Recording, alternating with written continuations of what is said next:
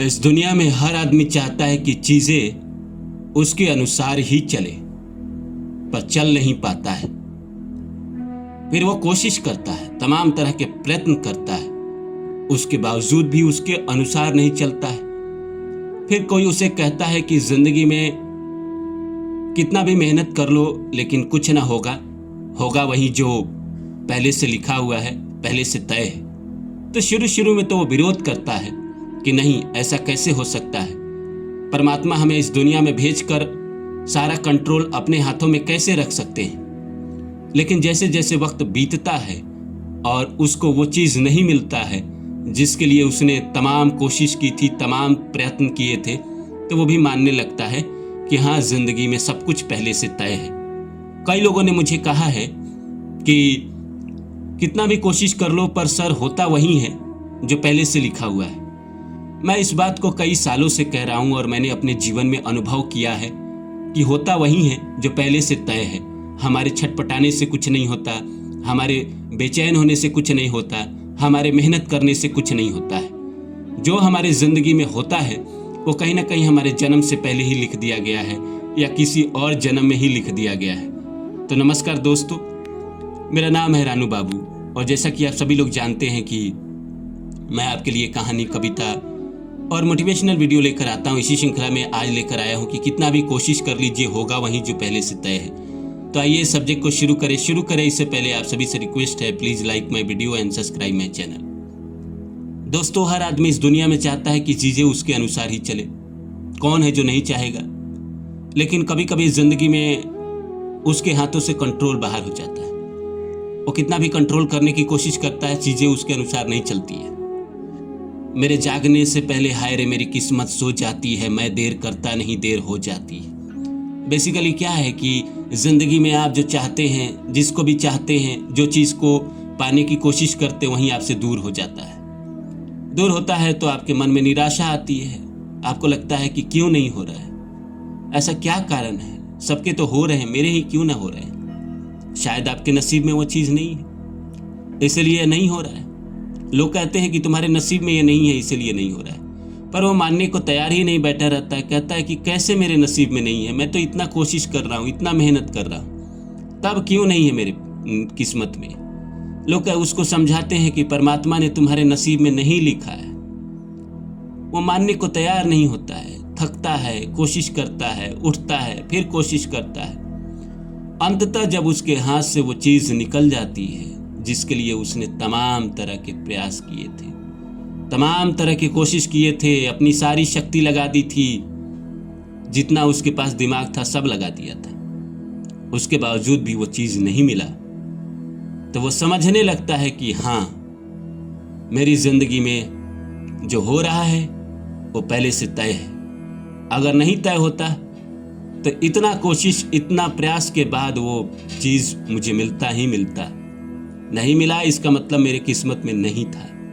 नहीं मिला इसका मतलब पहले से लिखा हुआ है कि ये चीज़ मुझे नहीं मिलने वाला है। जो चीज़ मुझे मिला है वो हमारी ज़िंदगी में, हमारे नसीब में पहले से लिखा था, इसीलिए हमें मिला है। जो चीज़ हमें मिलना होता है प्रकृति किन्हीं ना किन्हीं रास्तों से वो आप तक पहुंचा ही देती है। जो आपके नसीब में है वो आपके पास चल कर आता है, जो आपके नसीब में नहीं है वो आपके पास आकर भी चला जाता है।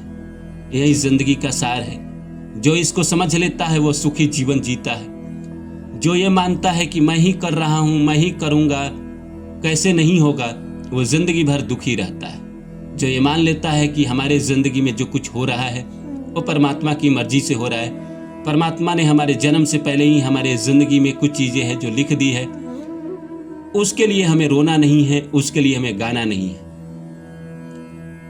जो मिल रहा है उसको अपना समझ लिया, जो नहीं मिल रहा है उसको भुलाता चला गया, क्योंकि हम नसीब नहीं बदल सकते हैं। इस संसार में सच है कि कोई अपना नसीब नहीं बदल सकता है, कोई अपना मुकद्दर नहीं बदल सकता है, लिखे हुए को कोई नहीं बदल सकता है। कुछ लोग कहेंगे जिनके हाथ नहीं होते हैं नसीब उनके नहीं होते हैं क्या? उनके भी नसीब होते हैं। माथे पे लिखी होती है लकीरें, जिसके माथे नहीं होते, माथा नहीं होगा तो इंसान बचेगा ही नहीं। तो तरह तरह के लोग तर्क देते हैं, लेकिन आप पाएंगे कि आपकी ज़िंदगी में जो चीज़ नहीं मिला वो आपके मुकद्दर में नहीं था। जो चीज़ मिला है वो आपके मुकद्दर में है। जो चीज़ आपको मिलेगा उसके लिए आप प्रयास करें ना करें वो आपके पास आ जाएगा, ऑटोमेटिक आ जाएगा। वक्त आएगा तो आ जाएगा। जो चीज़ आपके नसीब में है वो समय आने पे ही मिलेगा। जैसे 40 साल की उम्र में आपको अमीर बनना लिखा है तो आप 40 साल की उम्र में ही अमीर बनेंगे। उससे पहले आप कितना भी प्रयास कर लो, कितना भी कोशिश कर लो, कितना भी मेहनत कर लो, कुछ भी कर लो, पर होगा नहीं होगा दोस्त।